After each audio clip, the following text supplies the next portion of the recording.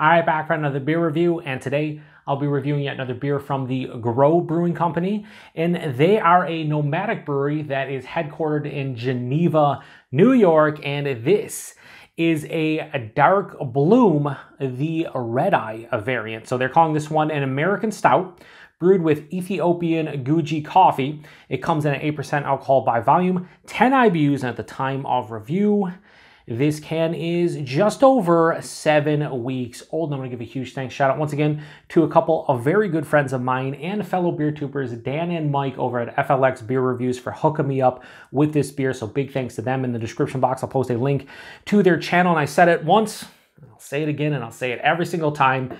Absolutely amazing dudes. And their content is some of the most entertaining content when it comes to beer tubing for me personally. They're just two dudes that review beers and crack jokes and have a good time doing this. They do it right. And it was Dan who hooked me up with 2 beers of Grow when we got together recently about 2 weeks ago. He sent me home with this and a hazy pale ale. I thought I would review this one first because it was a bit older, and I'm excited. Why? I've had one beer from Grow. It was courtesy of Dan. It was a collaboration with Underground Beer Labs in Syracuse, New York. It was a honey double IPA, and it was quite delicious. So I have high hopes for this one. We just started getting more distro of Grow here in Buffalo. There was only one place that would get it frequently over the past like 3 or 4 months. Now we have a couple places, so I'm going to try to grab their stuff and review maybe a beer from them every couple months or something. But I have this and I have the hazy pale ale, and I'm reviewing this one first. So anyway, this is like a series of beers, Dark Bloom. They also have another one that has, I think, like vanilla, almonds, and cinnamon, and then there's another one that had chocolate and marshmallow. So this just has coffee. And the base beer has a bunch of different malts. I think they said caramel, chocolate, specialty malts, and they're also using a dark brown sugar, and for 8%, that is pouring out like motor oil. It doesn't look like motor oil. It has the consistency. Like, it's definitely more of a dark brown than it is, say, a pitch black, but the actual pour just looked super thick for 8%. So, yeah, that looks pitch black in the glass. Hold it up to the light. Pitch black as well. Yeah, pitch black has a finger of a dark brown, super creamy looking head. There's some decent alcohol legs, but that plays the role of an absolutely, I think that just looks amazing. Honestly, that beer just looks like a really good stout. So let's get a nose. Wow. So I don't know if, so it was weird because they have a dark bloom, then they had this variant, the red eye, and then they have one called like Choco Marsh or something like that. I think it was chocolate marshmallow. I don't know if this base also has the almonds, the vanilla, and the cinnamon that a dark bloom has in it, but I'm getting like a cinnamon or like a spiciness here.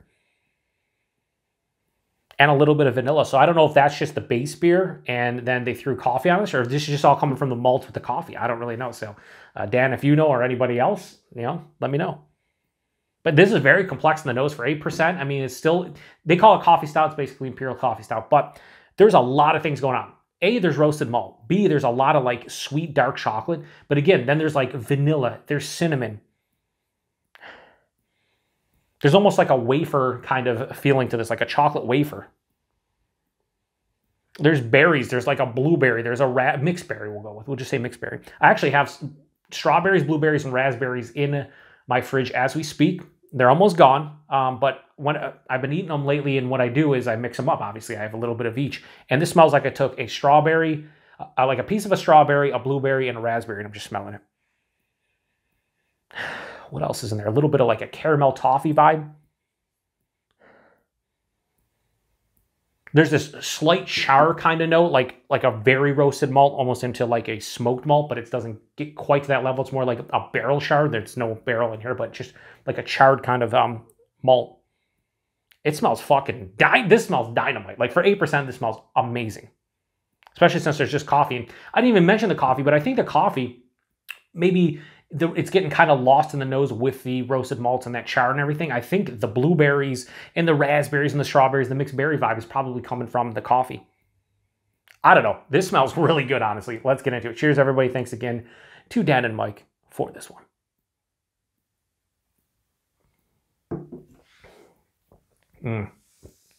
That mouthfeel, silky smooth. This is really nice. Yeah, really nice. There's a lingering, like almost moderate bitterness that's really nice, like a lingering like coffee like bitterness. Buying this with like higher side of medium, lower side of full, more higher side of medium. So 8%, I'm fine with it, kind of in that realm. I do say, I will say it's a bit thin compared to the visual aspect I was getting. I was pouring it. Like I said, it was more of a dark brown, but it just looked thick. It's not as thick as I perceived it to be on the pour, but it's also 8%, so maybe I should have just tempered my expectations a little bit. The mouthfeel is fucking phenomenal, though. It's mild, maybe a touch over mildly carbonated. It is silky smooth. It's quite creamy. I don't know if they're using lactose in here, but if not, it's a fantastic mouthfeel. Sans lactose. Maybe they're using some oats and like flake wheat or whatever. I don't know. I just know that the mouthfeel on this is phenomenal. The taste, I don't think it's as complex as the nose, but it's still really good. Forefront, roasted malt, charred malt. I'm getting more of the coffee on the palate, which is welcome because I, again, wasn't getting as much in the nose from like a coffee aroma, like what you would expect to be from a coffee aroma. It was more, again, that like berry, which I think is coming from the coffee. But yeah, roasted charred malt, the forefront dives underneath the palate.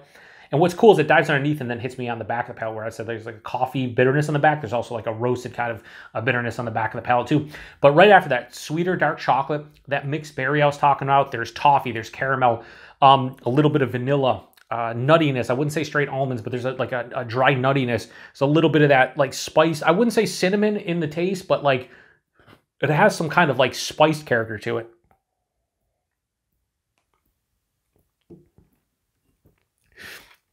It's sweet up front. On the back of the palate, that moderate, almost approaching moderate bitterness and it's like a semi-dry finish balances it out. So this is not too sweet.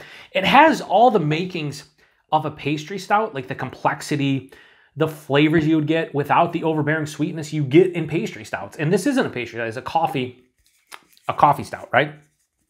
And the artwork from I think them is just fantastic. Like, I usually do this at the end, but like, look at the artwork on this. The artwork of this is just fucking phenomenal. I'm kind of blown away by their artwork. I think it's just so awesome. Grow, huh? I need to pick up more from them. We'll do one more sip and then we'll lock in a rating. Yeah, I think the negatives for me, it's a little bit thin for what I was expecting, but it's also not thin as a beer. So that's just a personal preference. I do like that this has a moderate bitterness and it's pretty balanced. It leans maybe slightly sweet, like 55-45 sweetness to bitterness and dryness.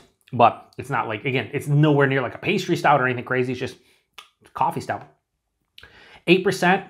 I'm getting a little bit of warming in the chest. Nothing on the palate, hides it pretty well. This is a very nice beer. Very nice 8% coffee stout. If you're somebody who likes coffee stouts and you're in the Western New York area and you have not picked this one up, you need to. Yeah, you need to, because this is really nice. So Grow's a dark bloom, the red eye variant. I have absolutely no issues whatsoever giving this a high 4.25 out of 5. I'm going to go 4.35 out of 5. I think the only thing stopping me from getting into the like low 4, like a 4.4, 4.5 range, I think the only thing for me personally is that I would want a little bigger body. And again, that's personal preference, like all of my reviews are. So, I don't know why I have to say that, but just in case you're wondering. And I think I'd like a slightly more carbonation. I think the mouthfeel is fantastic, don't get me wrong, but like just a touch more carbonation for me. I mean, that's the difference between a 4.35 and like a 4.4, just those two things. But as is, this is really tasty. Again, if you're in the Western New York area, and you see anything from Grow, give them a go. They're a nomadic brewery. They're headquartered in Geneva, New York, and a lot of different places in Western New York are getting their beers on the shelves. I've had 2 from them, and they're pretty much 2 for 2. Price point availability, Dan gave this to me, so I have no idea. I'd imagine this is probably not any more than $5 a can. I'm probably more in the $4, maybe $4.50 range, which is fine for an 8% Imperial Coffee Stout. And availability, like I said earlier, you're starting to see them pop up more and more in Western New York. So if you're in Western New York, whether it's Buffalo or Rochester or the southern tier, or maybe even going out towards Syracuse, Finger Lakes region, you should be able to get your hands on something from them at some point. They're also using, I did not see this, in collaboration with Salt City Coffee. So I don't know who Salt City Coffee is. Maybe it's a Finger Lakes region coffee roaster. But regardless, really good beer. And I thank you, Dan, for hooking me up with this one. Like I said, go check out the FLX boys. Great guys, fantastic content, and they know good beer. and that's why Dan gave me 2 Grow beers. So if you've had this one before, post in the comment section, let me know what you think about it. If not, what's your favorite Imperial Coffee Stout or Coffee Stout in general? Do you have one? Maybe a local one? Maybe something I should keep my eye out for, because I do enjoy a well-made coffee stout, whether it's Imperial or not. So appreciate everybody stopping by for another beer review here on the Beer Patrol. To the next one. Cheers.